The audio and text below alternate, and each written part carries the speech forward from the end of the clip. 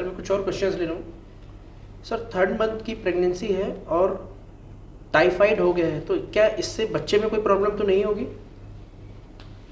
नमस्कार, मैं डॉक्टर दीपांकर बैनर्जी बोल रहा हूँ जबलपुर से, ideal fertility IVF and genetic centre private limited से, जो मध्य प्रदेश में स्थित है। और ये जो क्वेश्चन है कि टाइफाइड यदि हुआ प्रेगनेंसी में, तो किसी भी तरह का इन्फेक्शन प्रेगनेंसी में यदि हाई टेम्परेचर लेता है तो उसमें एबॉर्शंस के चांस ज़्यादा रहते हैं। खासकर यदि पहले 2 महीने में बहुत हाई फीवर रहता है तो बच्चे में विकृति या कंजेनाइटल मैलफॉर्मेशन होने की भी संभावना होती है। तो कोशिश करें कि आप यदि हाई फीवर होता है तो उसको कैसे भी करके ट्रीट करके ठीक रहें।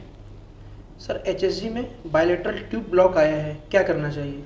एचएसजी में यदि बायलैटरल ट्यूब ब्लॉक आया है तो कई बार वो ट्यूब का ब्लॉक कहाँ पर है वो देखना बहुत ज़रूरी है। कॉर्नुअल ब्लॉक्स अधिकतर एचएसजी करते समय मसल स्पाज्म से भी होते हैं, और यदि आप और कंफर्म करना चाहते हैं तो आप लेप्रोस्कोपी करके अपना ट्यूबल ब्लॉक को या तो देख सकते हैं, रिपेयर भी कर सकते हैं। सर बैलेंस ट्रांसलोकेशन क्या होता है?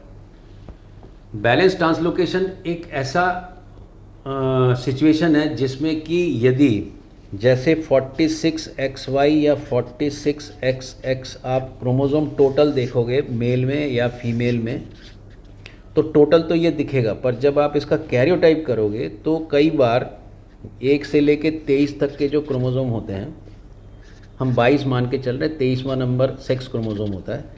तो एक का सामान, जैसे एक घर का सामान दूसरे घर में, दूसरे घर का सामान उसी वापस उस घर में, तो टोटल घर का सामान लॉस नहीं हुआ, चोरी नहीं हुई। बट आप जब कुछ काम करने जाएंगे तो आपको उस जगह पे वो सामान नहीं मिलेगा, तो हो सकता आपकी वो रेसिपी गड़बड़ हो जाए। बट यदि आपको वो रेसिपी बनने के लिए आपको मालूम है कि यहाँ ये सामान रखा है, तो आप उस रेसिपी को ठीक भी कर सकते हैं। तो अधिकतर इनको डिजीज़ नहीं होती। तो बैलेंस ट्रांसलोकेशन का मतलब होता है कुछ लॉस नहीं हुआ, बट एक क्रोमोसोम का सामान दूसरे क्रोमोसोम में और दूसरा का रेसिप्रोकली वहीं पहुंच गया।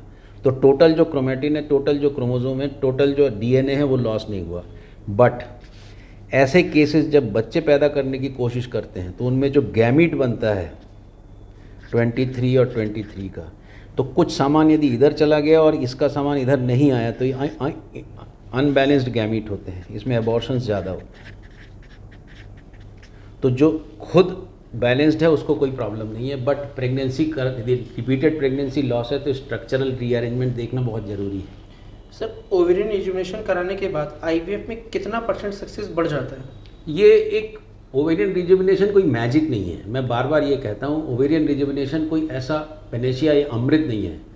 ओवेरियन रिजुविनेशन करके आप एक डेस्परेट अटेम्प्ट करते हो कि आपकी प्रेगनेंसी इंप्रूव हो, आपको 1-2 अंडे मिल सके। अदरवाइज़ कई बार ये फेल भी होता है, कई बार अंडे नहीं भी मिलते हैं, और यदि मिलते हैं तो अभी जो उसमें क्रोमोसोमल डिफेक्ट है कि नहीं वो देखना बहुत ज़रूरी होता है। उसमें कई बार एबॉर्शंस भी होते हैं, तो थोड़ा इम्प्रूवमेंट तो होता है यदि आप एक डोनेशन में ना जाके सेल्फ एग से ही अपना स्वयं का बायोलॉजिकल चाइल्ड चाहते हो। सुनने और जुड़ने के लिए बहुत बहुत धन्यवाद। यदि आप इस चैनल को अभी तक देख रहे हैं तो प्लीज़ हमारे चैनल को सब्सक्राइब करिए, इसका नोटिफिकेशन ऑन करिए, और हमारे सोशल मीडिया के दूसरे प्लेटफॉर्म लाइक फेसबुक के आइडियल फर्टिलिटी पेज और इंस्टाग्राम के आइडियल फर्टिलिटी पेज पर जाके भी अपने सुझाव और अपने क्वेश्चंस रख सकते हैं ताकि हम उनका भी जवाब दे सकें। सुनने और जुड़ने के लिए बहुत बहुत धन्यवाद।